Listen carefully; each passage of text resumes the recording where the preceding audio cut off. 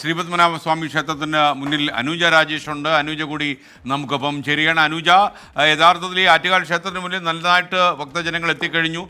കുറച്ച് മാറിയാണല്ലോ പത്മനാഭസ്വാമി ക്ഷേത്രം. അവിടെ എങ്ങനെയാണ് ഇപ്പോഴത്തെ അവസ്ഥ?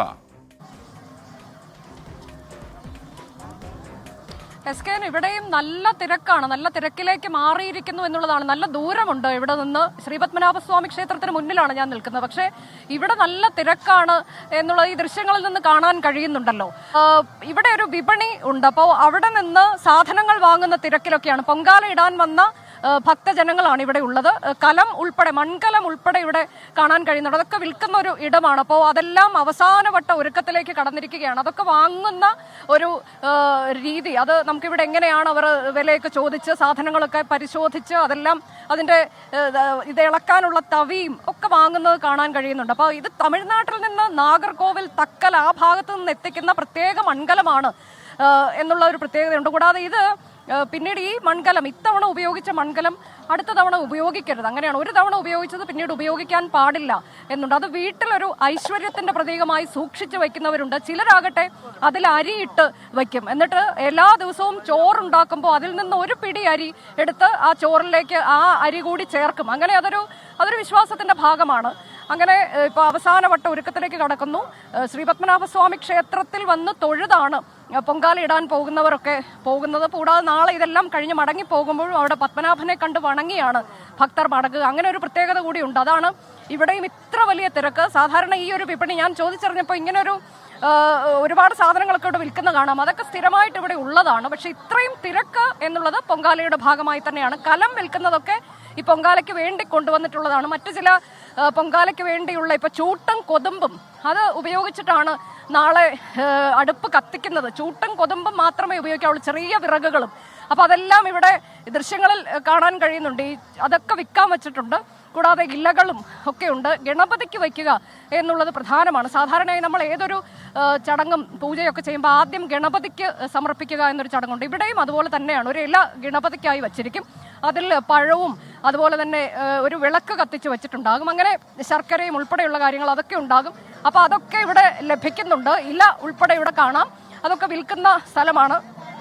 ഇവിടെയും പൊങ്കാല ഇടാനായി ആളുകൾ ചുടുകട്ട കാണാൻ കഴിയും. അത് 3 കട്ടകൾ ഇങ്ങനെ കോണോട് കോൺ ചേർന്ന് വയ്ക്കുക, അങ്ങനെയാണ്. സ്ഥലം പിടിച്ച് ആളുകൾ ഇവിടെ ഇരിക്കുകയാണ്. ഇവരൊക്കെ വളരെ നേരത്തെ മുതൽ തന്നെ വന്നിരിക്കുന്നവരാണെന്ന് തോന്നുന്നു. നമുക്ക് അവരോടൊന്ന് സംസാരിച്ച് നോക്കാം.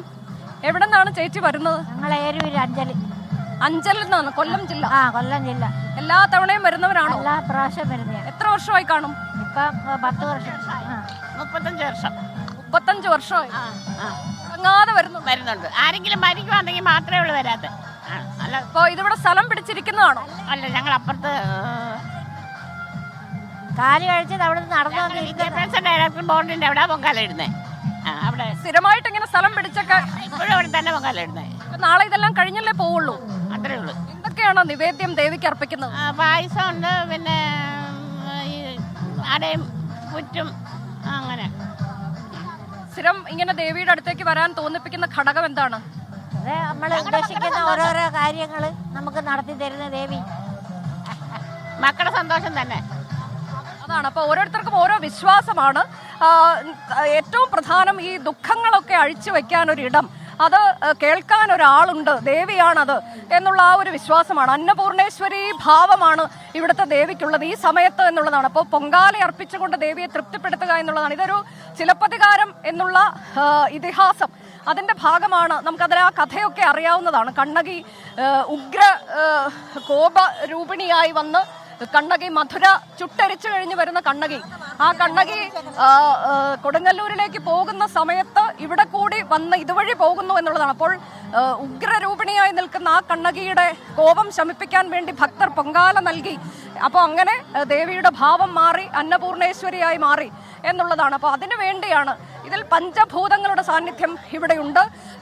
മൺകലത്തിലാണ്, അതായത് ഭൂമിയുണ്ട്, അഗ്നിയുണ്ട്, ആകാശമുണ്ട്, അരിയുണ്ട്, കൂടാതെ വായുവും അങ്ങനെ എല്ലാം കൂടി, അഗ്നിയും എല്ലാം കൂടി ചേർന്ന് പഞ്ചഭൂതങ്ങളുടെ ഒരു സമാഗമ ഇടം കൂടിയാണ് നാളത്തെ പൊങ്കാല എന്ന് പറയുന്നത്. നമ്മളുടെ എല്ലാ ആത്മസംഘർഷങ്ങളും എല്ലാം ഇറക്കി വെച്ചുകൊണ്ട് ഈ പൊങ്കാല നിവേദ്യം കൂടി കഴിയുന്നതോടെ എല്ലാം ദേവിക്കർപ്പിച്ച് ഒരു പുതിയ ഉണർവോടെ ഭക്തർ മടങ്ങുന്നു എന്നുള്ളതാണ്. ഒരു വർഷത്തെ കാത്തിരിപ്പ്. കഴിഞ്ഞ വർഷം ഇതുപോലെ പൊങ്കാല അർപ്പിച്ചതിന് ശേഷം അടുത്ത വർഷം വരും എന്നുള്ള ആ ഒരു ആഗ്രഹത്തോടെ, ആ ഒരു ആഗ്രഹ പൂർത്തീകരണം നാളെ നടക്കാൻ പോവുകയാണ്. കുംഭമാസത്തിലെ പൂരം നാൾ കൂടാതെ പൗർണമി കൂടി ഒത്തുചേർന്ന് വരുന്ന നാളാണ്, ആ ദിവസമാണ് പൊങ്കാല എന്ന് പറയുന്നത്. ഇവിടെ ഉത്സവം കാർത്തിക മുതൽ തുടങ്ങിയ ഉത്സവമാണ്. അതിന്റെ 9ാം നാളാണ് പൊങ്കാല. ഇനി മണിക്കൂറുകൾ മാത്രമാണ് ബാക്കിയുള്ളത്.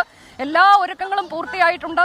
45 ലക്ഷം ഭക്തജനങ്ങൾ ഇങ്ങോട്ടേക്ക് വരുന്നു എന്ന പ്രതീക്ഷ അത് ചെറിയ കാര്യമല്ല SKN. കാരണം ഇവിടെ ഇതിനോടകം റെക്കോർഡ് നേടിയിട്ടുണ്ട്. ഗിന്നസ് ബുക്ക് ഓഫ് റെക്കോർഡ്സിൽ ഇടം നേടിയിട്ടുള്ളതാണെന്ന് നമുക്കറിയാം. 2 തവണയാണ് ഗിന്നസ് ബുക്ക് ഓഫ് റെക്കോർഡ്സിൽ ഇടം നേടിയത്. ഇക്കുറി 45 ലക്ഷം പേർ ഇവിടെ വന്ന് മടങ്ങി പോവുക എന്ന് പറയുമ്പോൾ അത് തിരുവനന്തപുരത്തെ സംബന്ധിച്ചിടത്തോളം ഒരു വലിയ കാര്യമാണ്, ഒരു വലിയ ദൗത്യമാണ് നഗരസഭയും ഒക്കെ ഏറ്റെടുത്തിരിക്കുന്നത്. എല്ലാ സൗകര്യങ്ങളും ഇവർക്ക് ഒരുക്കിയിട്ടുണ്ട്. കടുത്ത ചൂടാണ്, സൂര്യാഘാതമേൽക്കാനുള്ള സാധ്യതയുണ്ട്. അപ്പോൾ അതിനുവേണ്ടിയുള്ള സൗകര്യങ്ങളുണ്ട്. കൂടാതെ കുടിവെള്ള വിതരണം, ശുദ്ധജല വിതരണം, അങ്ങനെ എല്ലാം ഇവിടെ ഒരുക്കിയിട്ടുണ്ട്. ഇപ്പം പൂ വാങ്ങുന്ന ആളുകളെയൊക്കെ നമുക്ക് കാണാം. അപ്പോ എന്താണ് പൊങ്കാലയിടാൻ വന്നവരാണോ? അതെ, പൊങ്കാലിടാൻ വന്ന അടക്കയില്ല. എന്താണ് കാസർഗോഡ് വന്നതാണ്, കൊറേ ദൂരം കാസർഗോഡ് വന്നത്. കാസർഗോഡ് നിന്ന് വന്നവരാണോ? ഓക്കെ, സ്ഥിരമായി വരുന്നവരാണോ? ഇന്നലെ 12 ആദ്യമായിട്ടാണോ?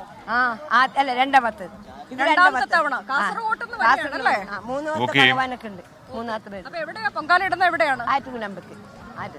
ടിവിയിലാണ് കൊടുക്കണോ? ടിവിയിൽ ലൈവ് പോയിക്കൊണ്ടിരിക്കുകയാണ്. ഓക്കെ, അപ്പൊ കാസർഗോഡ് നിന്ന് അതാണ് ഇതിന്റെ പ്രത്യേകത. SKN കേരളത്തിൽ അങ്ങോളം ഇങ്ങോളം നിന്ന് ആളുകൾ എത്തുകയാണ്, ഭക്തർ എത്തുകയാണ്. കൂടാതെ കേരളത്തിൽ പുറത്തു നിന്നുള്ളവരുണ്ട്. മറ്റ് രാജ്യങ്ങളിലൊക്കെ താമസിക്കുന്ന മലയാളികളൊക്കെ ഇങ്ങോട്ടേക്ക് എത്തും. ചിലർ ഇതൊന്നും സാധിക്കാത്തവർ അവരുടെ വീടുകളിൽ പൊങ്കാലയിടുന്നു. അങ്ങനെ ഇതൊരു വലിയ വിശ്വാസമാണ്. ഇത് സ്ത്രീകളുടെ കൂട്ടായ്മയാണ്.